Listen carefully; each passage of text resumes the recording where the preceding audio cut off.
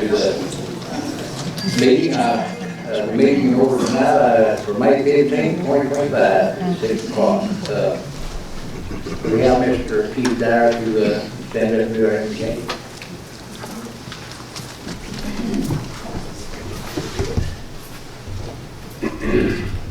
Let's pray. Dear Heavenly Father, Lord, we want to thank you for this day. Thank you for the many blessings that you give us each and every day. Thank you for our great community and all the people in it. Thank you for all the people who work very hard to keep our community the way it is. Lord, we ask that you be with us and lead us, guide us, and show us your ways. Give us wisdom tonight, and as always, please forgive us for all the times we've failed you. In Jesus Christ's holy name we pray. Amen. Amen. Could I ask Mr. Sean to do the pledge for us? Salute and pledge. I pledge allegiance to the flag of the United States of America and to the republic for which it stands, one nation, under God, indivisible, with liberty and justice for all.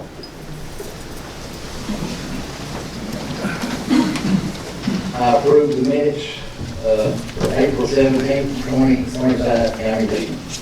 We got a lot to read tonight, so kind of bear with me. Our first one is business license. Everyone has been provided a copy of the list of business licenses issued in Union County from April 14, 2025 to May 11, 2025 for the purpose of operating a short-term rental in Union County. I hereby approve all business licenses contained on the list provided, and the list will be made a part of the minutes. The second is proclamation. The American Legion and the American Legion Auxiliary, Ira Weaver, Post Unit 121, requested a proclamation for National Poppy Day in Union County. This proclamation expresses support for the designation of May 23rd, 2025 as National Poppy Day in the city of Blairville and Union County to recognize the importance of honoring those who have worn our nation's uniform. Poppies are worn and displayed as a symbolic tribute to our fallen, the future of the living veterans and the service members. At the end of World War I, the American Legion family adopted the poppy as a symbol of freedom and the blood sacrificed by troops in wartime. The symbolic use of the poppy comes from the poem in Flanders Field, which movement begins in Flanders Fields, the poppies blow. From the crosses, row on row, referring to the poppies that sprang up in the turn of earth of newly dug soldiers' graves over parts of Belgium and France. The American Legion family has long utilized the red poppy as its official flower, symbolizing the blood shed by those who have served in our U.S. military. Now therefore be it resolved that the city of Blairville and Union County supports the designation of May 23rd, 2025 as National Poppy Day and encourage all citizens, residents, and visitors to join in observing the day to honor every service member who has died in the name of liberty, freedom, and democracy while showing their support for living veterans, service members, and their families. This proclamation was signed and presented on April 30th, 2025 with representatives from the American Legion and the American Legion Auxiliary. Number 3 is acceptance. I hereby accept the FY 2026 FY Judicial Circuit budget in the amount of $1,200,213 and the Public Defender Office budget in the amount of $538,837. Union County portion of the Edward Judicial Circuit is $304,740.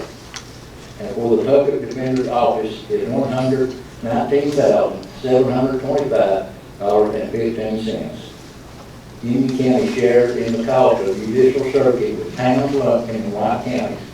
The cost share is based on the population of the counties. Number 4 is agreement.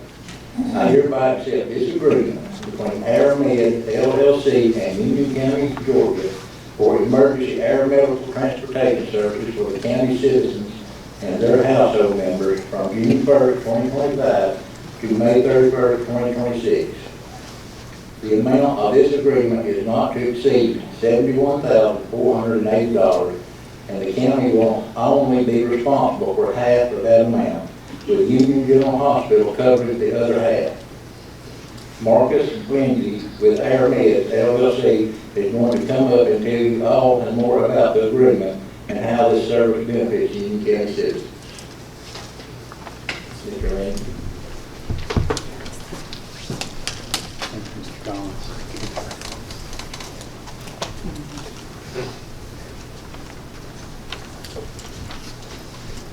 Thank you, Mr. Collins, and thank you all for joining us here tonight. As was previously stated, my name is Marcus Lindsay. I'm also joined by Gary Simonis, and we're with Air Methods, and we are a locally based helicopter air ambulance transport company with our aircraft based at Union General Hospital.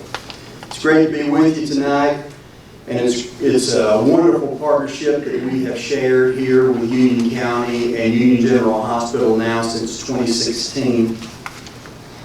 And I would just like to share a little bit of information about the services provided by our team at Air Methods in Airlife, Georgia. So we're a helicopter air ambulance, and our role is to help bridge the gap for those who are in need of highly specialized emergency medical care that may not be available here locally. Oftentimes these services are based in more larger urban centers, and our goal is to help enhance access to care for the citizens of communities like Union County and Blairsville. We work very closely with Union General Hospital System as well as our local first responder partners to get those citizens, those patients, to where they need to be to get the care that they need very quickly and whatever care that they may need en route to the hospital. So we're here tonight to report out on our community partnership with Union County. A little bit about the partnership is through the partnership, the county and Union General Hospital cover all of the out-of-pocket costs for all citizens of Union County who are transported by Air Methods and any of our partner services, regardless of where they may be. If they're served by us and transported by us, that results in no out-of-pocket costs to the citizens. So our model is a pay-as-you-go model, and we only invoice the county when the patient has an out-of-pocket responsibility.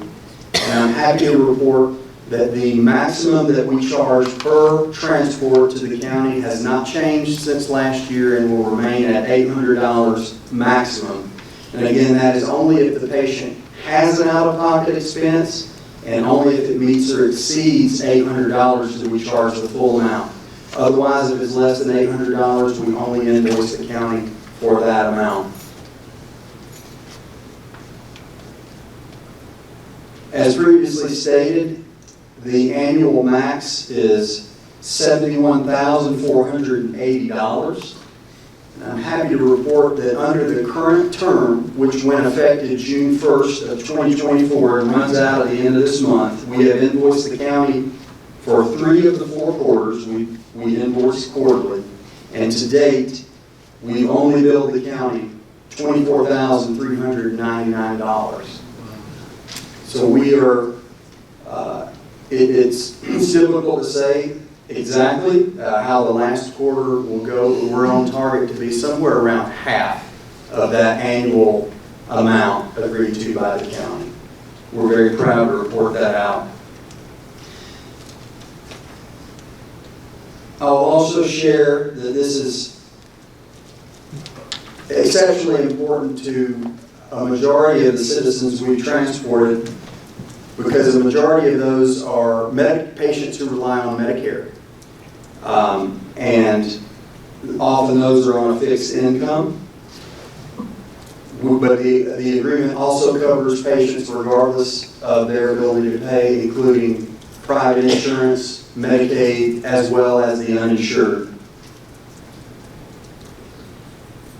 To date, we have transported 155 Union County residents under the current agreement, with the majority of those picked up from scenes with the first responders here in Union County as well as at Union General Hospital.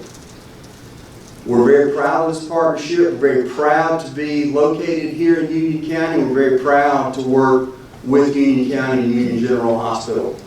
And with that, I'm happy to take any questions. Good job.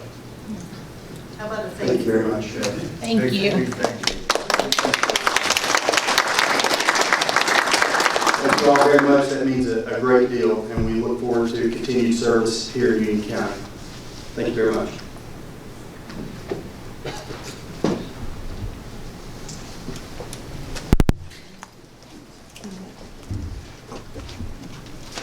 Thank you, Mr. Mayor.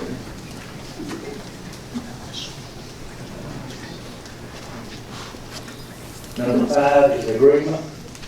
I hereby accept this agreement between Alexander Cattle LLC and Union County for the cutting of hay on parcel number 085, 066, and 085, 068, which are the vacant lots in front of Union County Farmers Market. There is no cost to either party for this agreement. Number 6 is the agreement. I hereby accept this agreement between Carter Engineering Consultants Incorporated and Union County for civil engineering services associated with bridge on Canada Creek Road. The cost of this agreement is $18,800 with an effective date of April 30th, 2025. This is for basic engineering drawing for the Canada Creek Bridge replacement project. These services will do everything the county needs right up to putting bid documents together for the actual bridge replacement, and it will be paid for with SPLOST funds. Number 7 is contract. I hereby accept this contract between Winkler and Winkler Incorporated and Union County for the construction of the Union County U911 Center facility in the amount of $3,868,241. The effective date of this contract is April 18, 2025. The new 911 center will be located toward the back of the Q Factory property near Fire Station Number 1. 911 dispatch will be located on the ground floor upon completion of the facility. Upstairs will house GIS mapping and secure record storage. The notice of award.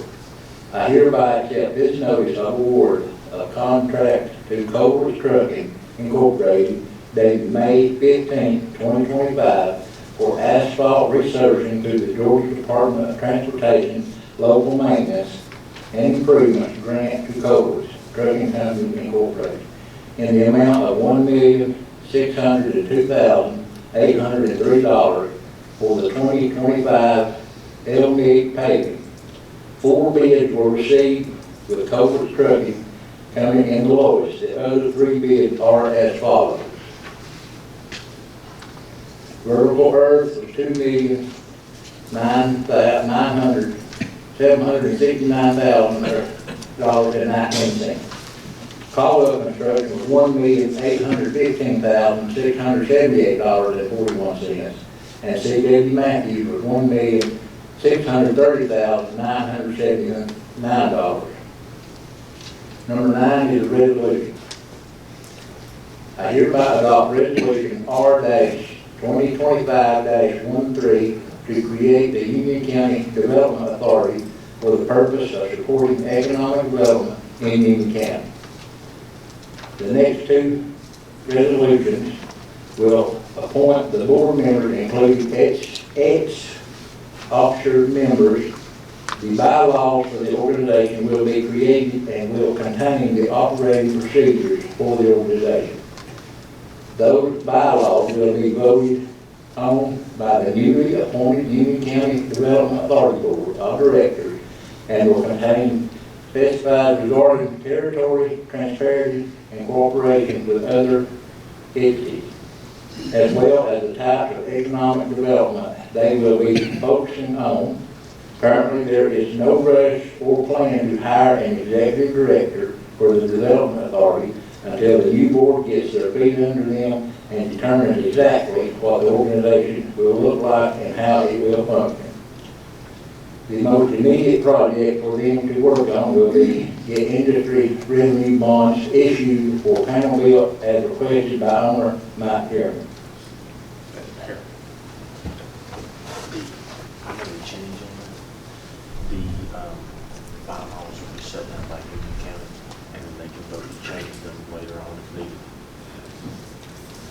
I think that I would leave you on. Sure. Just one, we made a last minute change on that. The bylaws will be set down by the county in the beginning, and then if later on the board, they can vote to make a change if they need a change somewhere or something like that, and any changes have to be approved by the county. Okay? That was the only change to that. Number 10 is resolution. I hereby adopt resolution R-2025-14, appointing 9 members to the Board of Directors of the Union County Development Authority. This is 2 more members than was on the previous Development Authority Board to allow for more representation from the community.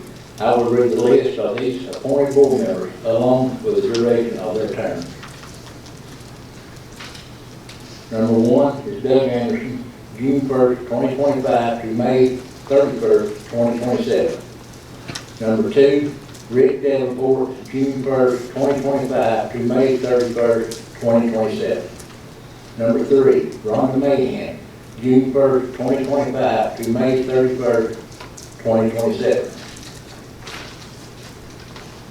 Number 4, Ivan Walker, June 1st, 2025 to May 31st, 2027.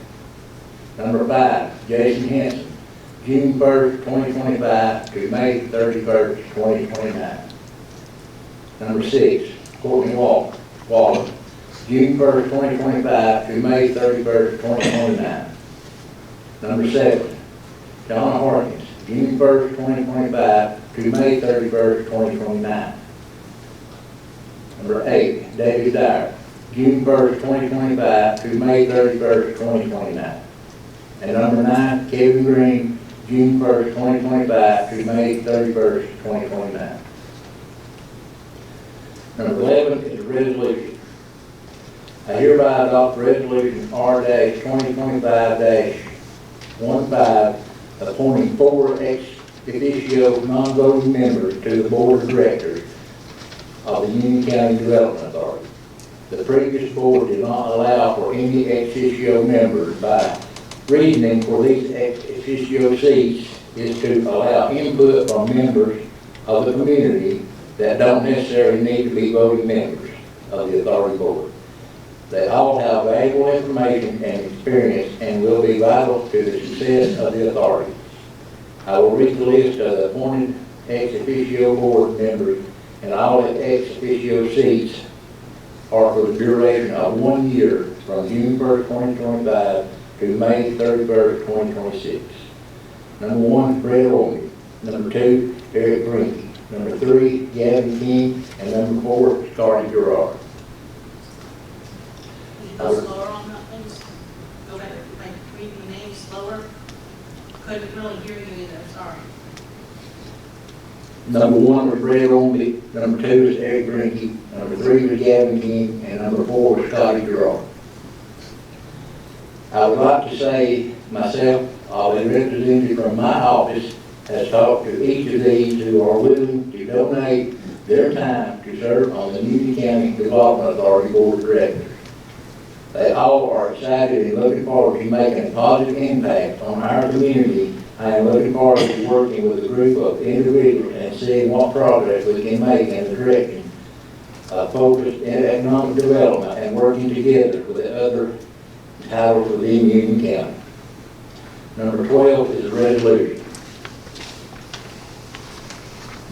Union County is in the process of transferring monies held in different checking accounts into one pool cash account for more accurate accounting and reporting as well as transparency. The first step in this process is getting all unrestricted funds into one checking account. The following resolutions are for this purpose. I hereby adopt resolution R-2025-16 to close the jail fund account that has been maintained by Bank OZK, funds and accounts held by Bank OZK totaling $610,130.24 will be withdrawn from their current account in the form of cashier's check and deposited into the pool cash account of Union County. Number 13 is a resolution. I hereby adopt resolution R-2025-17 to close the juvenile court case fees account that has been maintained by Bank OZK. Funds in accounts held by Bank OZK totaling $18,191.70 will be withdrawn from their current account in the form of a cashier's check and deposited into the pool cash account of Union County.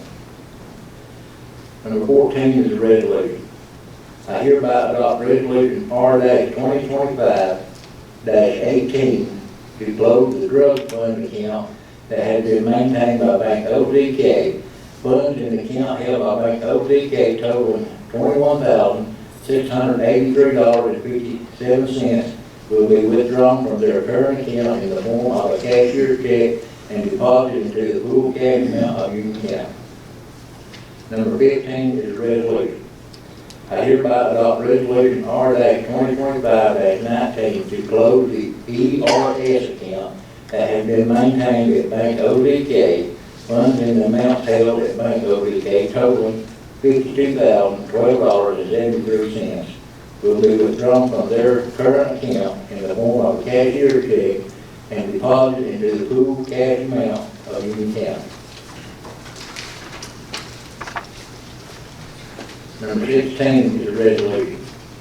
I hereby adopt resolution R-2025-20 to close the accountability of courts account that has been maintained by OZK, Bank OZK. Union County has the option to transfer these funds into an account at River City Bank at the highest interest rate. Therefore, funds in the account held by OZK totaling approximately $601,011.71 will be withdrawn from their current account in the form of a cashier's check and deposited in a new account to be opened at River City Bank. Number 17 is a resolution. I hereby adopt resolution R-2025-21 to close the judicial ARPA account, which were grant funds. The judicial ARPA grant was closed as of December 31st, 2024, and the funds have been committed in accordance with the grant requirements. Funds in accounts held at United Community Bank totaling $39,495.68 will be withdrawn from their current account in the form of a cashier's check and deposited to the pool cash account of Union County. Number 18 is a resolution. I hereby adopt resolution R-2025-22 to close the ARPA account, which were grant funds. The ARPA grant was closed on December 31st, 2024, and the funds have been committed to public safety payroll for the fourth quarter of FY 2024 in accordance with grant requirements.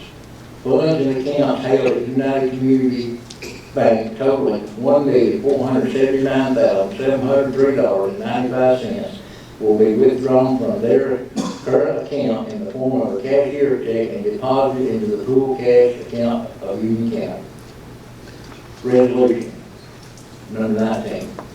I hereby adopt resolution R-2025-23 to close an employees fund account that has been maintained at United Community Bank. Funds in the accounts held at United Community Bank totaling $8,952.50.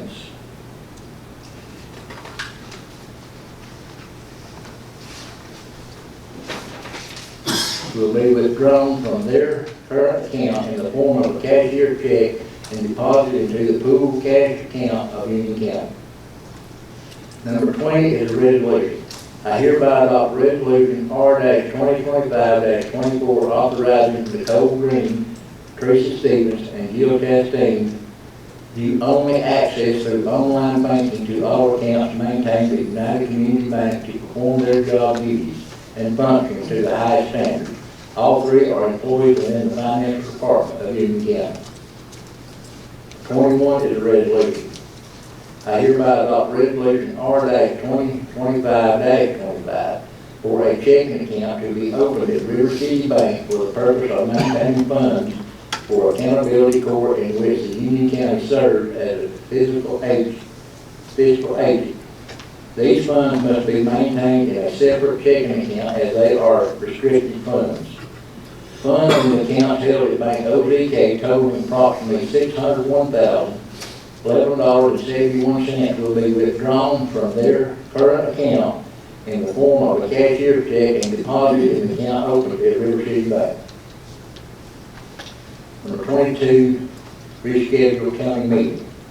We need to reschedule the county meeting that is scheduled for June 19, 2025 on Tuesday, June 17, 2025. June 19th is actually a state holiday, Juneteenth, and this was not noticed when the scheduling was initially created. Courthouse offices will be closed on June 19th as in observance of that holiday. Number 23, county operations update. So I asked Mr. Tony Hughes to come and give us an update.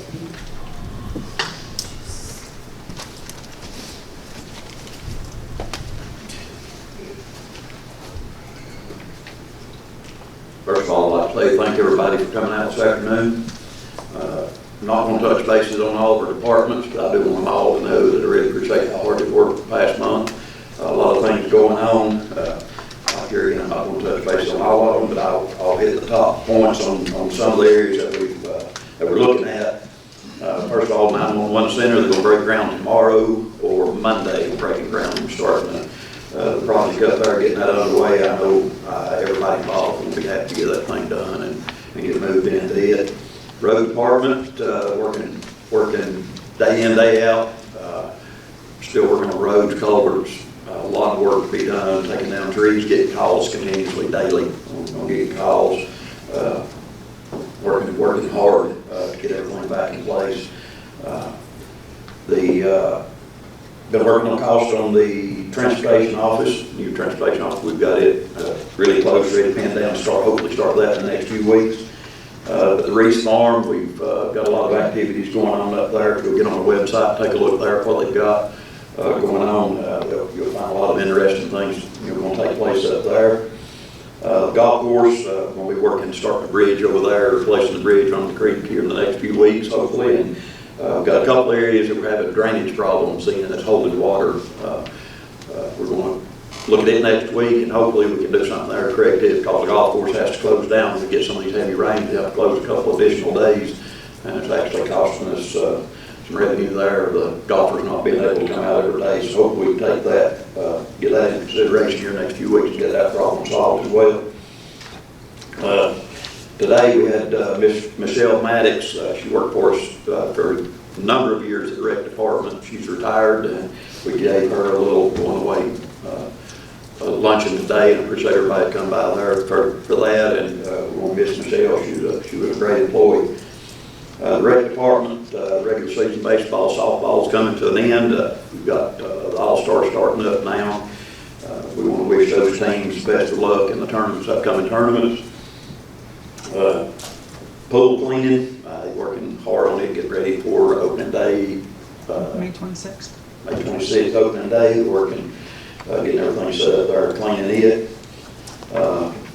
Also, rec department, we're working on a fundraiser to help absorb some of the cost in the rec cheer and football this time. Got a fundraiser for that. I think it's going to help the program really well.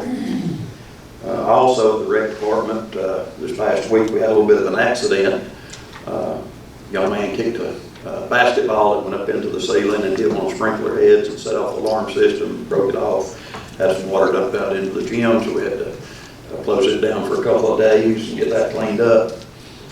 I'd like everybody be mindful that we do open gyms, let the kids come in afternoons after school and adults as well that want to enjoy the gyms.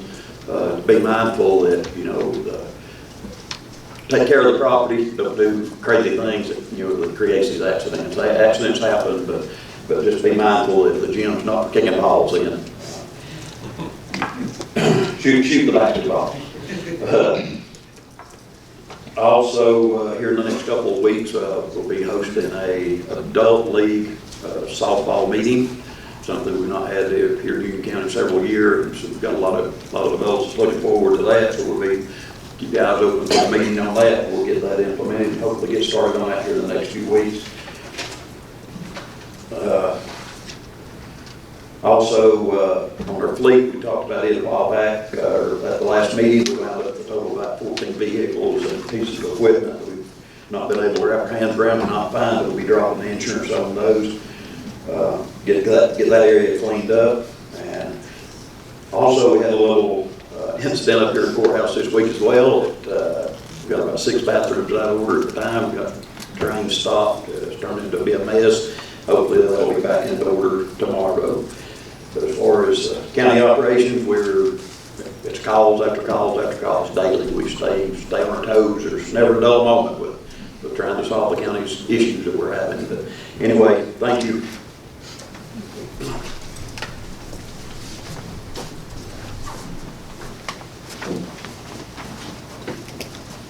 I'll take this time to thank Mr. Hughes, County Manager. He's doing a great job. It's wide open, taking care of stuff, and we get a lot of good calls. He's doing a great job, and also our office staff. When I took office, I couldn't inherit a better staff. I think. I mean, they're excellent to work with. Anything you want to know, they can tell you. I don't think we'd be doing as good if it wasn't that office staff. I mean, they're doing an excellent job.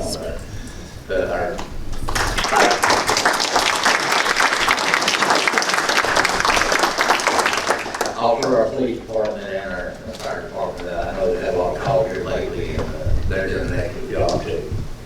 So at this time, I'll adjourn this meeting and open it up for questions and answers. Yes, sir. If you want to come up to the mic. Well, I can speak loud enough right here if you don't mind. So we're on Facebook Live if you want to. Beg your pardon? We're on Facebook Live. People can't hear you. They can't hear the question. All right, I just have 2 quick questions. Number 8, number 8, the notice for the resurfacing. Is there a readily available list of the roads and mileage that maybe it's the road department of the roads that are included in the LMIG contract? I believe there's 3 roads. I don't have the list. I know the list in my head. I'll start, I believe, Pat Caldwell, there's 2-point-something mile on Pat Caldwell Road is going to be resurfaced. Town Creek. Town Creek School Road, there's 2-point-something mile on it. And Gaddstown over the Suddies, there's 2-point-something mile over that. All right, that's fine. And the next one is on the item number 7, and I apologize, I was not able to make the meeting last week, but I noticed that the bid that was awarded was not the low bidder, and I don't have a problem with that.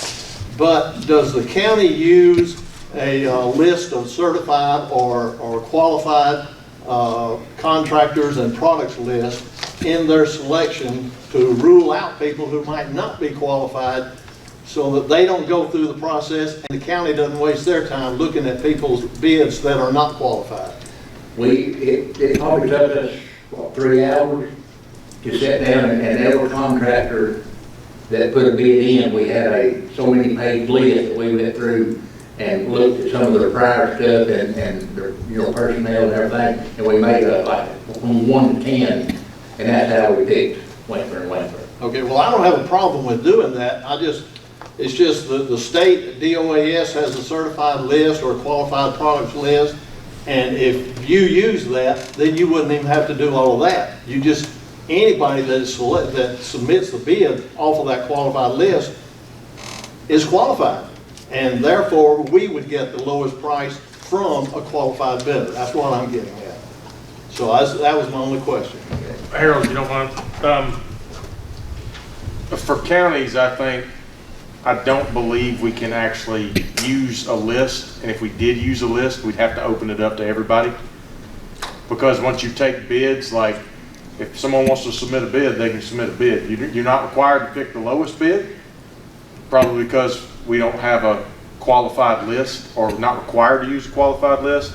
But the way the legislation wrote the laws for county opening up the bidding, I don't see where it allows where you can just have, hey, this is the list we're going to use, because that means other people can't get on that list. So the county is different than the state? Yes, there are different rules for each one. Okay, all right, thank you. Thank you. Yes, sir.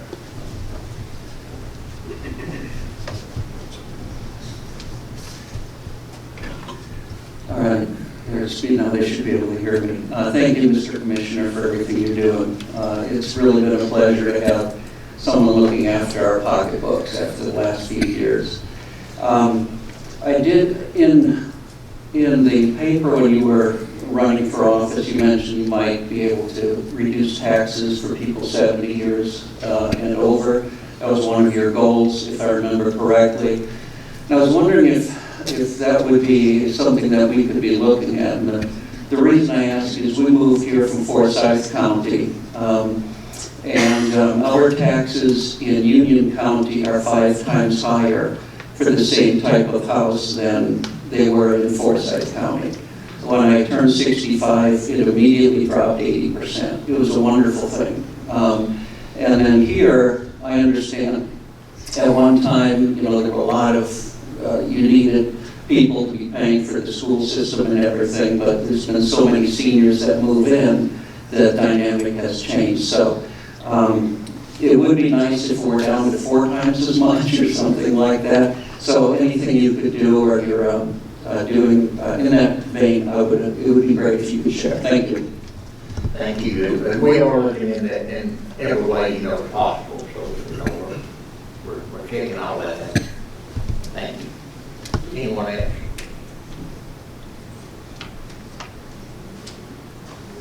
Ms. Gay, you have any? I've got one coming up here. Oh.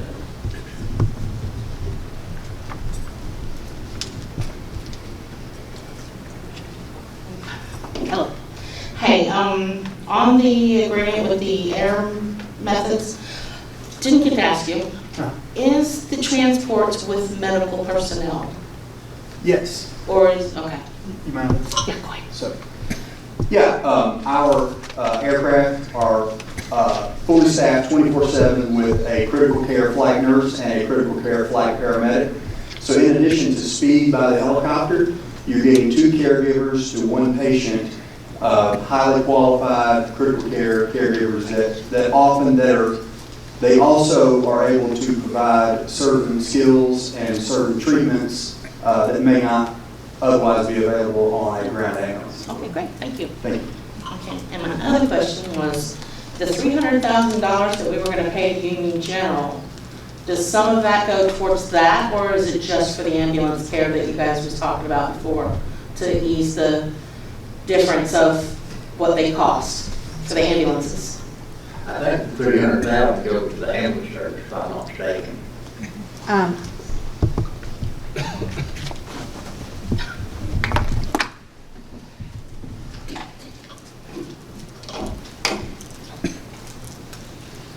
I can answer that.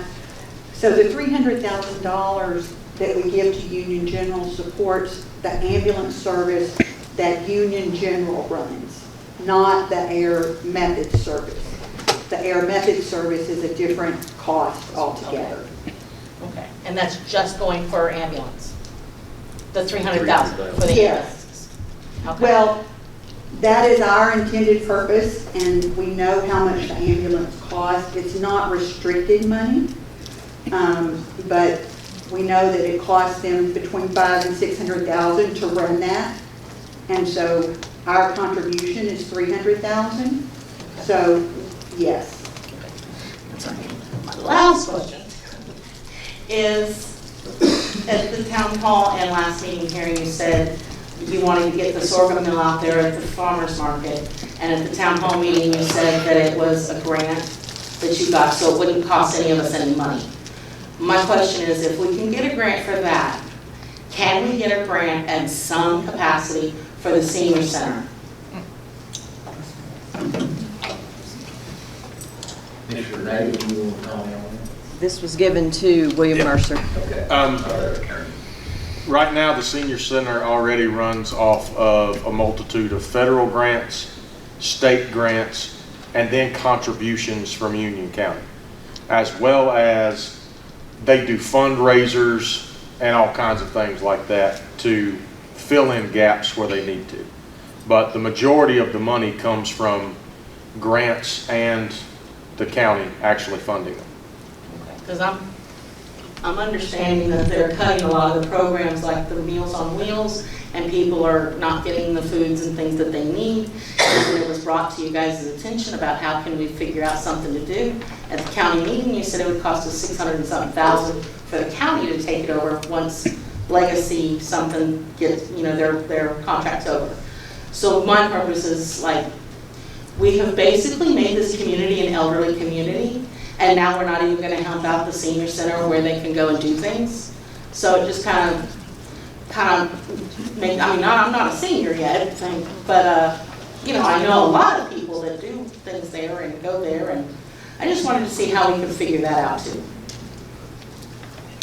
Thank you. Thank you.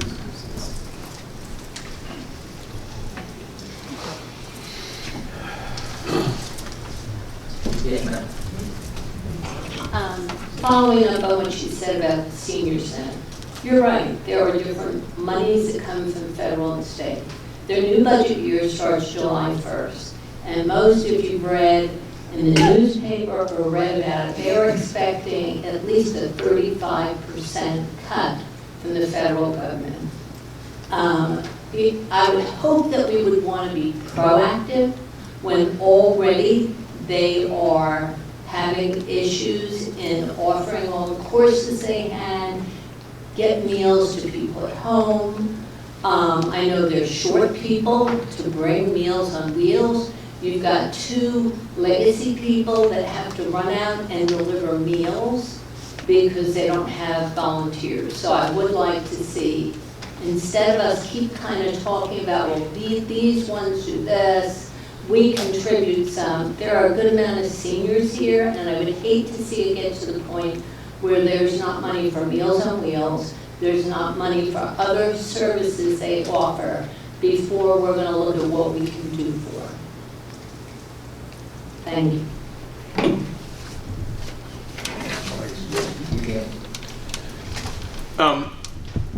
Let me make a suggestion on that, just as a citizen of Union County, a citizen who, all my elderly relatives live here, my very young children live here, we all work here, go to school here, do all these things here. If the federal government is cutting roughly 35%, and the grant funding from the state and feds is what their real problem is, the county hasn't gone back. If the county is going to make that up, we have to raise taxes. I don't really want my taxes raised, and I'm not saying that if the feds and the state is cutting the grant funds, the county applying for those same grants isn't going to matter because they're not going to give them out anymore. But you did bring up a valid point. Anyone in this county that wants to volunteer at the senior center, I'm sure they'll take it. If you want to go deliver meals, if you want to go help out, that would be a wonderful thing. That would be an absolute wonderful thing, and that may be a way to do that. As the county attorney, I couldn't tell Mr. Collins, go make your office staff volunteer 4 days a week to cut costs. And I know that's not what you're saying. I'm just making a suggestion that since it's on Facebook Live, if there's anybody out here who wants to volunteer and you have a day, you can always call the senior center. I'm sure they can put you to work, and that would definitely help out.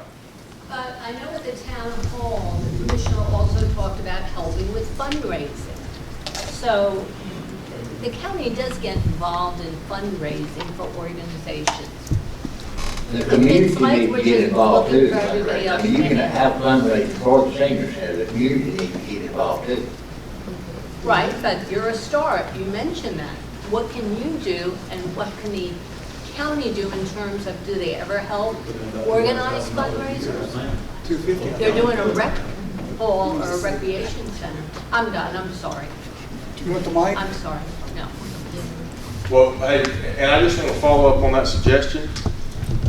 If you do, if someone out here has fundraised in the past, and you know how something that you've done for another county or another organization that was successful, and you think you can use those skills to help out the senior center, call them up. If you don't have their number, call the commissioner's office. We can get you in touch with people who you can use your skills, use your knowledge, use your know-how and your volunteerism to help out. And that's always, not even with the senior center, any place like that, I'm sure they'll take volunteers. Say this into the mic for Facebook Live too, that the Legacy Link has a sponsor a senior program. You can sponsor a senior for a week, a month, for a year. So, okay, that's okay. Just for Facebook Live, and we share this on Facebook all the time. They have a flyer where you can sponsor a senior.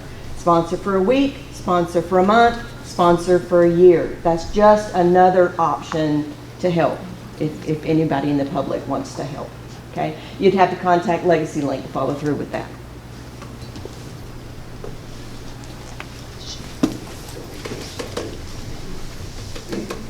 Yes, sir. So Charlotte and I attend the senior center.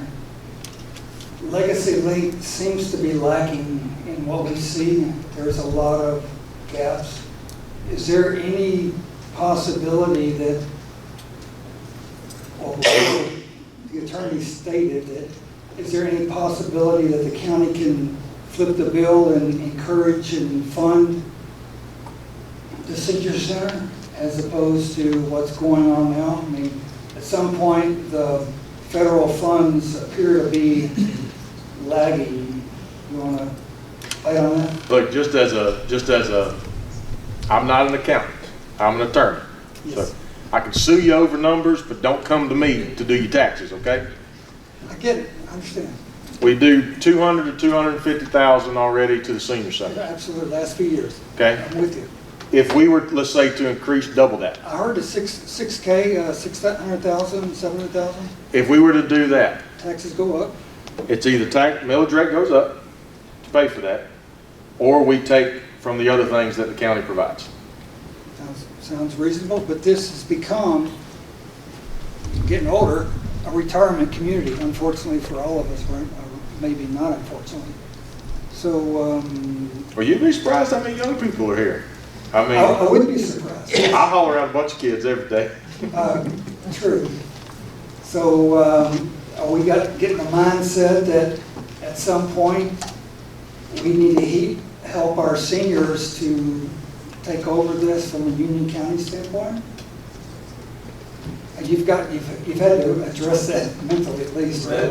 We'd have to crunch numbers and see, exactly what it costs, and if we can get away from Legacy Link. I don't know exactly how that operation runs. We just have to find out exactly what the total amount would be and how we could help Legacy Link would step aside, or would be, or could be, Yes, sir. A few months back, I asked the same question. I'll reiterate it again, that has the county considered hiring a grant person that could, as a professional grant writer, to help us with these possibilities of getting grants from the state and the federal government to help fund these kind of programs? we've got a lady that grants. You do? Yeah. I didn't get that last time. Second topic, the development authority that we've been, it's 3 or 4 items in this sheets. A few months ago, you terminated the guy that was maybe the head of it, and then you're restructuring all that. If or how are we going to, as citizens, taxpayers, how are we going to see, did we profit or fulfill what the goal was there, right? This guy was experienced, he's no longer employed. I saw a couple of different businesses locally that can actually pay salaries for people to actually live here and work. How is that going, and is there some kind of fundamental structure that we can see that says, okay, yeah, it did pay off for us to make this change, or oops, we learned and we need to move on. So where is that in the hierarchy of our decisions here? Well, it will all be transparent. You'll know what's going on. You'll be welcome to come to the meetings, listen in on the meetings, and we'll voice whatever, what comes of it and how it's going, and it'll be brought to a regular meeting, to see how everything's going. So, the public will be informed of it. Okay, so I'm at the meeting now. I was at the meeting before. We're still getting all this together then. That's what you're telling us. Yeah, we just have got the board together. Okay. And it can be run without Non-paid. They're non-paid. The 9 are non-paid. They're non-paid. They're I non-paid. get that. I get that. And it can be run without an executive officer. The majority of development authorities are run without that. Yeah. I fully get it, understand, and agree. But from a taxpayer standpoint, all I see is developers developing things for short-term rentals and all this kind of things that are detriments for us homeowners, retirees that are trying to just kick back and not have to deal with. I don't quite understand your question, but let me kind of give you a breakdown and just stop me. Again, Yes, sir. All right, I don't quite understand the direct question you're asking, but what a development authority for a county is designed to do is to basically transfer property, okay? It's to transfer county property. It's a separate entity from the county. The county gives it property. They try to get businesses or something there that would benefit the county. They work out deals to sell the land, to get people to come in, to develop it, and we're typically talking things that provide jobs for the county. We're not talking about, we're going to sell you land to put a bunch of houses on. This is typically what they're designed to do. Right, for people, Union County residents to get jobs here. Well, so No, I'm nitpicky because I'm a lawyer, sorry. of course. But if some of the airport property that's vacant, that Union County could sell, if, let's say Amazon came there wasn't enough property there for them to come. They're going a little north of us now.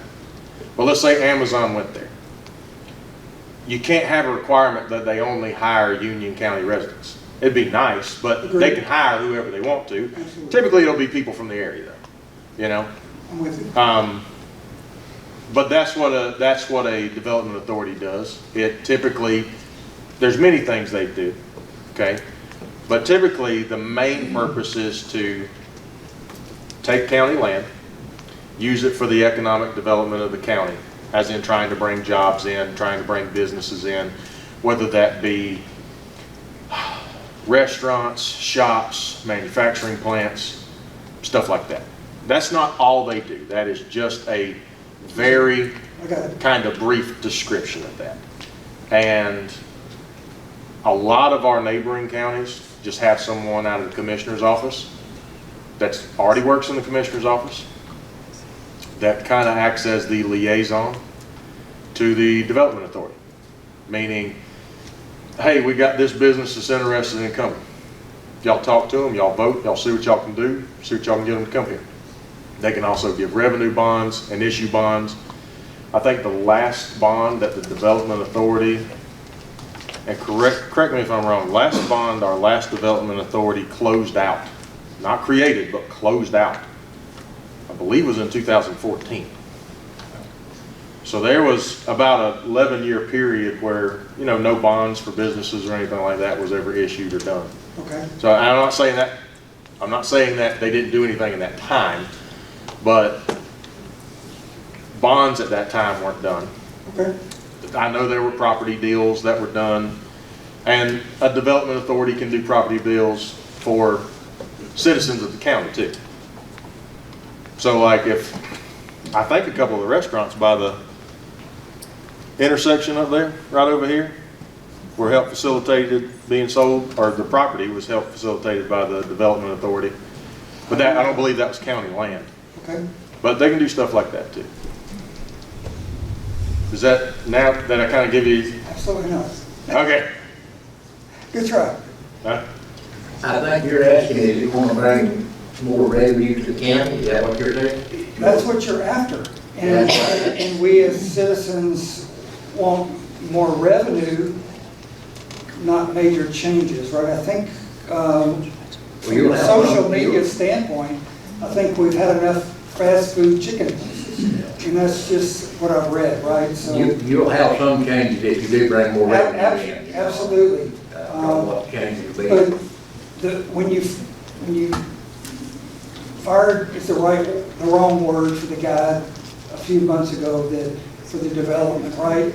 And I think the panel bill was pushing some kind of expansion, and there are a handful of companies here that actually pay a good salary for people to live in Union County. It seemed like you were hindering them as opposed to hindering development. I don't think they walk no business.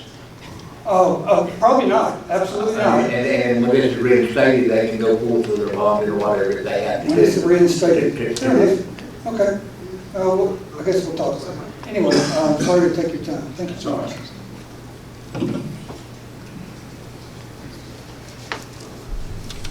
Yes, sir. I have, Microphone.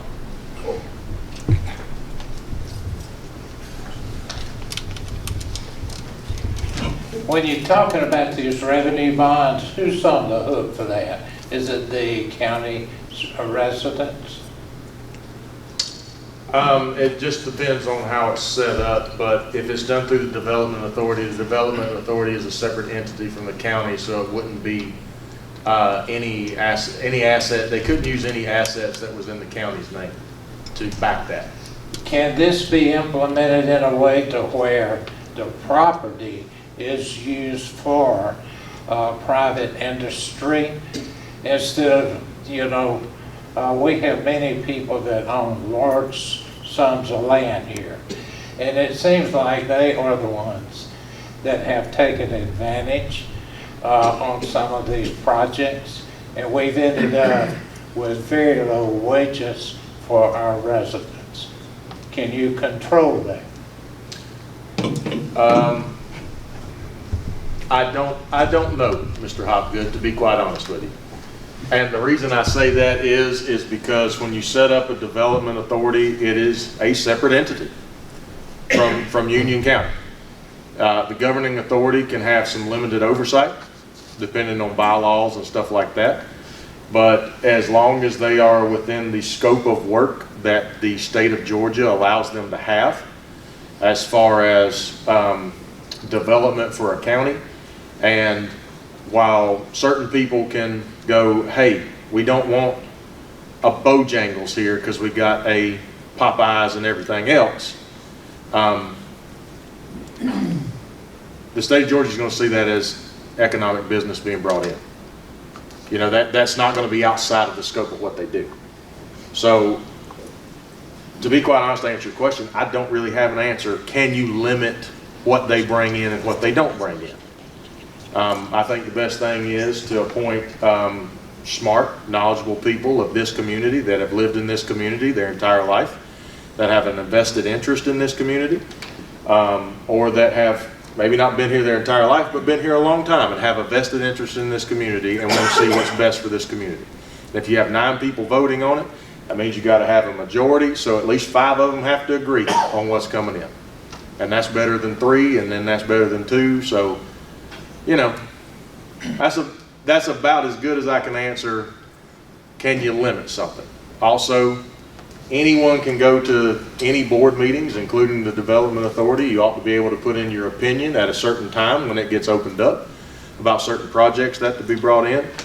The commissioners decided to put in 4 ex officio members, which is really just community members at large that have certain specialties to kind of give, they're not voting members, but they definitely have an input and advice. I would just, if you have an interest in what businesses get put on land in Union County, I would just suggest you go to the meetings and make sure you're aware of what's going on and put your input in. If you don't feel like something would not benefit the county, put your input in at the meeting. Bring your friends, have them put their input in. That's about the best way I can tell you, Mr. Hopkins.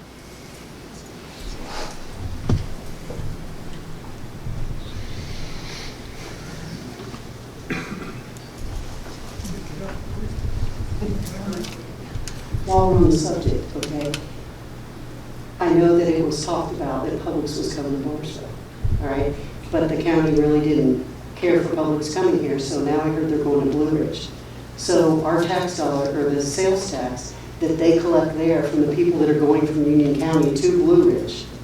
So, Can I comment on that? Oh, yeah. The first 30 days I took office, there was a group coming to build Publix. They were going to buy 8 acres off of Tennessee Mills across from Sonic. They wanted to buy the 20 acres that was owned, that the county owned at the farmer's market, to put apartments, shops, and Publix all owned. And that property is not for sale for another food store to be that close to the farmer's market. Now, they go somewhere else in the county if they want to put a Publix, it's fine with me on personal property. But I did not sell them that land to put that food store there. That's, So it was going to be multiple things, yeah. shopping and everything else. That's a shame for the county, but I mean, for those that are going outside of the county to things that were wanting to be in this county, we're losing the taxes.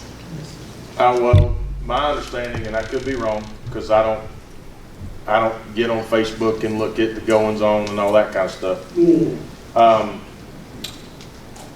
I was told they bought the land across from Sonic and were going to build there.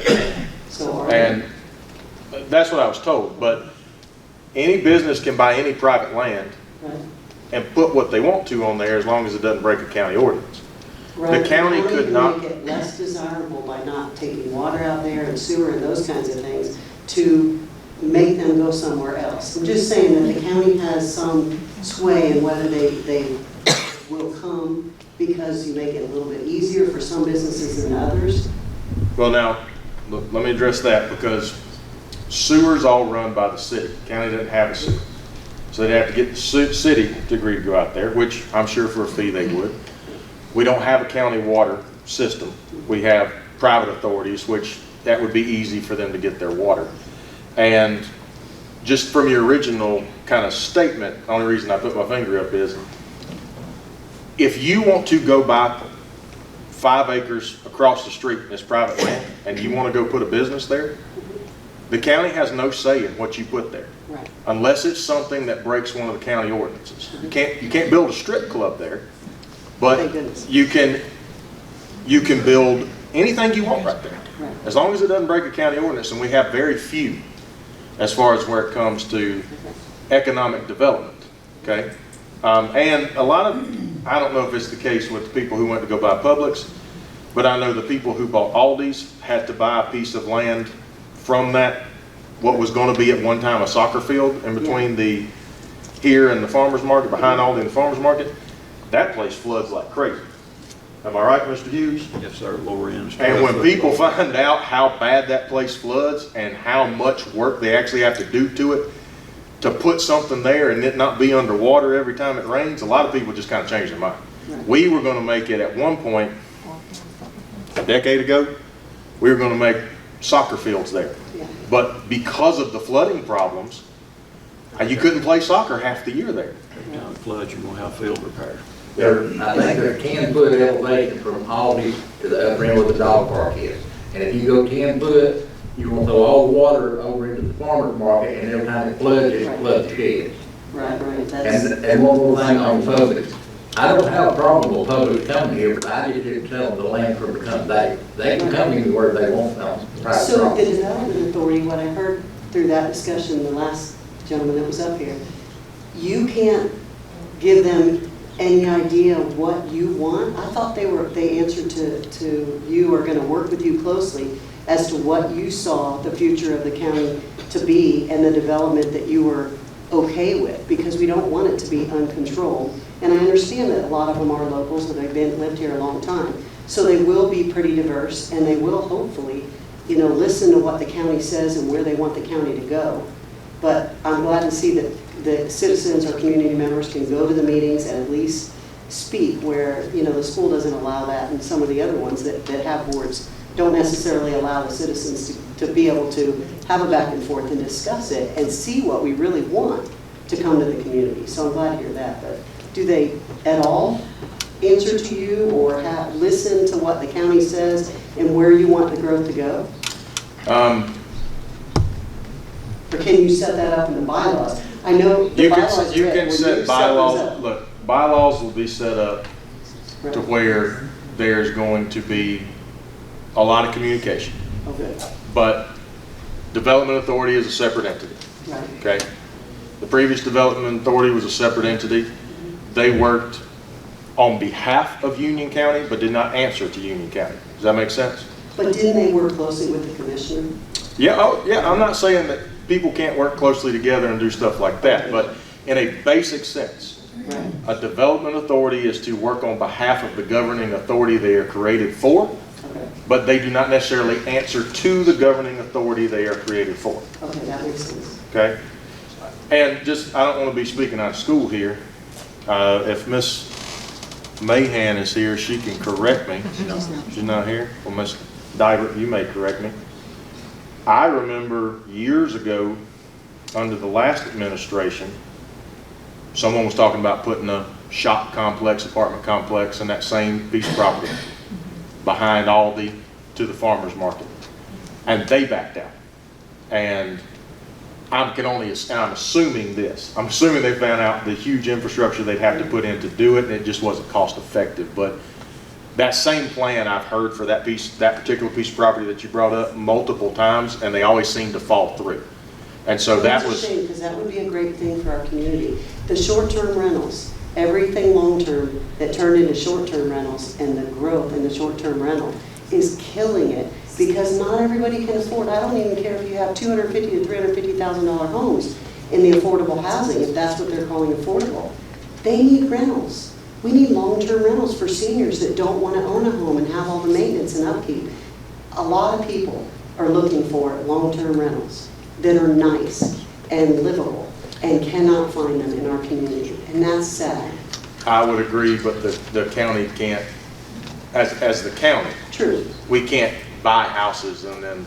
I understand that, but there's been opportunities for that to happen in the community, and they have not been successful because the county, I don't even know how to say it, the county really did not want them to do it and would not help. Well, I'm not trying to be argumentative. And I love your, first of all, I love your shirt.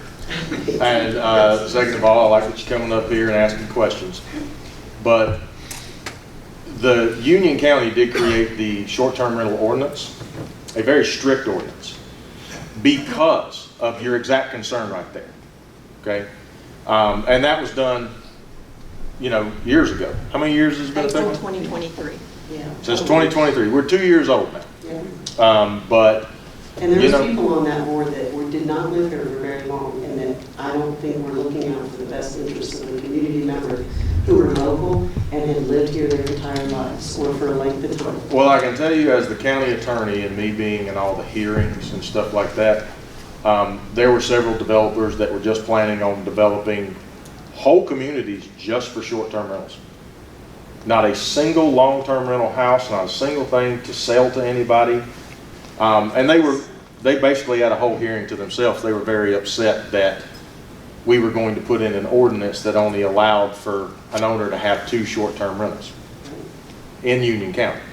So, you know, in my personal opinion, and my opinion as a county attorney, the county government has gone about as far as we can to limit short-term rentals while still allowing people to have private enterprise.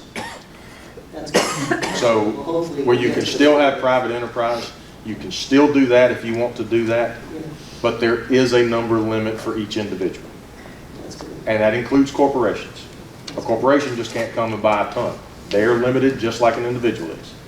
Same number. Good. Okay, the money, I believe it's a couple $100,000 that goes from short-term rentals to bring people into the community through the chamber. Is there any way to update or change the ordinance so that that money can be used for something else? No. And we actually have the chamber representative here today. He does a great job, but that money that comes in, if the county charges a certain percentage for excise tax, motel, hotel tax, then 40% has to go to the chamber for advertisement. And that's all they can use it for by law. It's advertisement. There's a little more stuff, but it's advertisement related. I'm not speaking out of turn, am I? Tourism specific. Advertisement and promotion. That's all they're allowed to use it for. That's a lot of money for advertising to come to our community where people come anyway for festivals and things like that. So there's no way to change that 40%. You could talk to your local legislatures and you could ask them to use the money for something else, change the law. Okay. That comes they through could the change Department, the ordinance. the Department of Community Affairs requires that, Georgia Department of Community Affairs. Okay. I mean, So it's the state. they set the state sets the law down on what the money can be used for. But do they set down the percentage of how much they get? The minimum percentage, yes. Is 40%. Yes. Now, they also say if you don't charge 5%, if you charge the least percentage, which is 3s, it's in the 3s. Three. It's 3 flat. If you charge that, you don't have to give any money away for tourism, for advertisement, for promotion, stuff like So that. for counties that don't have a chamber, because I don't know too many that do, I just not keeping up with it. Most have gone to stuff that's online and things like that and different apps, but what do they do with that money? I would defer you after this to Mr. Rowe. Okay, so a couple of thank yous. Thank you very much for the town hall. It was very informative. It gave the citizens who came a lot of opportunity to share and to ask questions and to really learn. So thank you. I hope we do those again. The airlift, thank you so very much. That is incredible that you can do that and only charge the county $800. My husband was in a serious accident in January and he used that service. He was to the hospital in 14 minutes. And it could have been life-threatening. We're very, very thankful that the community is willing to do that. He is, he does have insurance and it probably covered most of it, but if it didn't, that is amazing that we do that for our citizens in our community. The Sorghum Festival, that money you said was going to be raised to go back into the community. Can any of that go to the senior center? I mean, I see that there is such a need for the senior center. And I understand, we're trying to fundraise for a little preschool that does only on fundraising. Fundraising doesn't raise that much at a time. And when you're talking about a $300,000 shortfall, that's huge. I don't know how you could fundraise that much money. And I hate to see the senior center, cut. Is there any way that the county can maybe work with Legacy Link? Maybe not kick them out and us pay the $600,000, but have county employees that work together as a team to maybe make it work where all the citizens who need that service or will utilize it. I mean, it is a great thing. And when I heard that our county was the second highest of seniors in the state of 159 counties, that hit home. So we really, really got to find a way to help the seniors without having to do a couple $100,000 fundraiser every week of the year. I mean, I don't know how much the Sorghum Festival raised. If you have 1,000 people coming and you charge $5 a person, just add a little bit to it. Even if a third of it, or, could be not fundraising. I don't know, just at all. I can comment on the Salt Festival. It's gonna take a lot of money to start this Salt Festival up this time. Cause the previous bunch that run it, they took their meal, they took their boxes, they took their pan off the furnace out there, so we gotta have a pan bill. I have got a native lady that is gonna loan us a meal with no charge to grind the cane.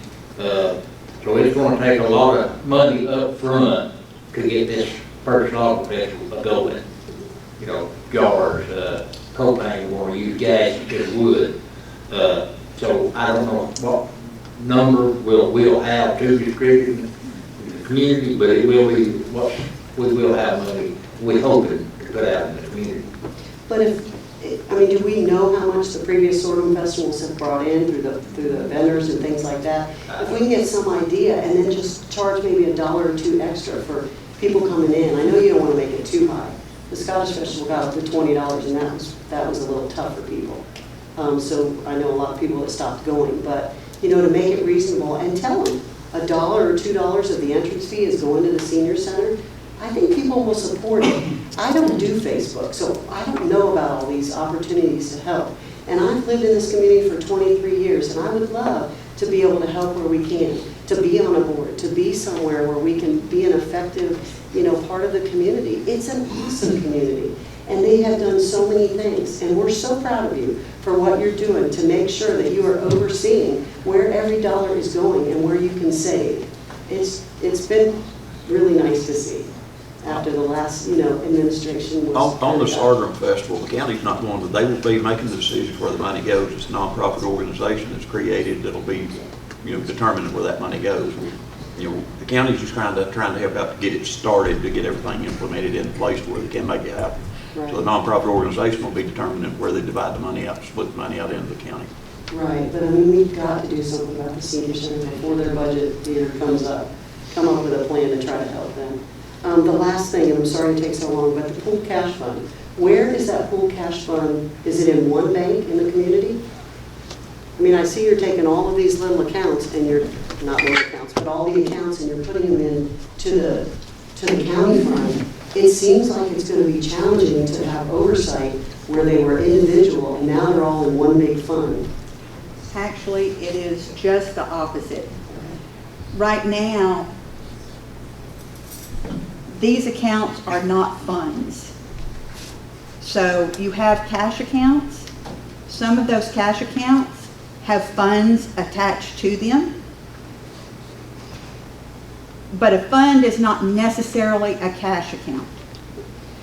So we are now moving to a consolidated pooled cash account so that we can take all these 20 some odd bank accounts that we have to combine them together, and the state allows counties to invest that money in a pooled Georgia fund to earn interest to offset taxes. So we're moving it into an account so that accountability and transparency are easier. Because it would be very difficult for me to give you every balance of every cash account at every meeting and tell you where that money has gone. But if I have one account and we are balancing that and looking at that daily, looking at the funds within each account, then that is more transparent and more conducive to accountability. So is it all in one bank? Yes, it will be.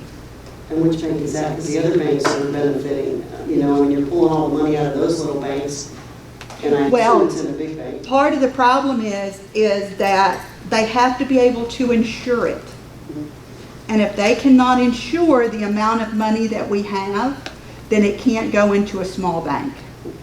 And so we have looked at that, and we look at interest rates. We look to see how much interest we can earn just on our checking account. And so right now, it is where it can earn the most interest, and it works for us. So whether that's it will, United Community. yes, and whether it stays that way over the long haul, I don't know. Okay. Thank you very much.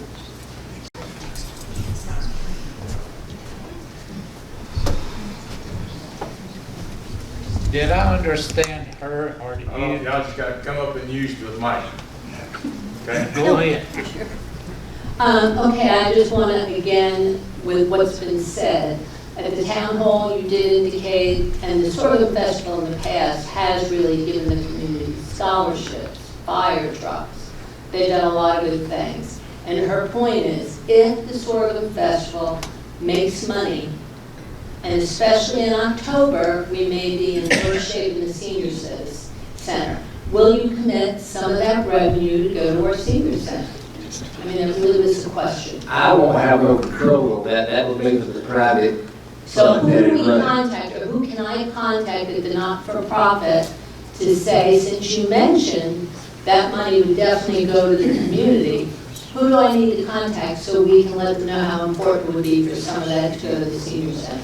Members of the nonprofit organization. Yeah. And who is that not-for-profit? One of them's chamber. I'll address it when I get to the mic. Okay, thank you.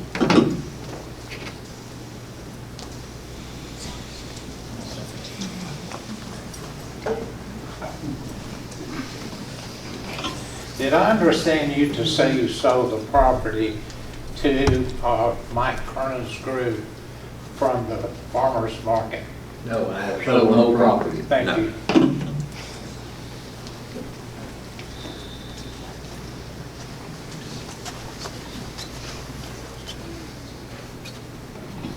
The 501c3 has been created for the Sorghum Mountain Festival. The committee is being formed, the members of the board are being selected, and those should all be done just as quickly as possible. As soon as those come, I will make sure that we provide those to the commissioner so that he can provide that information to the public.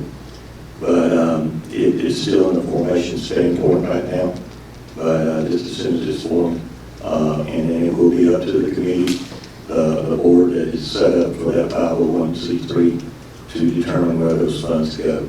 It will not be controlled by the county, and it will not be controlled by the chamber. It will be a separate entity that is set up to do what is best for to the community with those funds, and it will be up to that board, that committee, to determine where those funds go.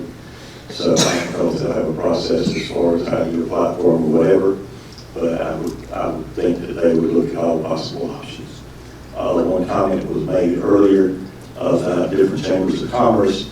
It is true that other communities do not have chamber of commerce, but they also do not have tourism. Based on 2023 numbers provided by Explore Georgia, Union County has $100 million of tourism dollars coming through the community. That amounts to about $7 million in state and local taxes provided to the community. Based on whatever the budget is, that is a significant part of the budget. But also based on Explore Georgia's numbers, that saves each household $688, not to mention the jobs that are created and wages paid by tourism in Union County. When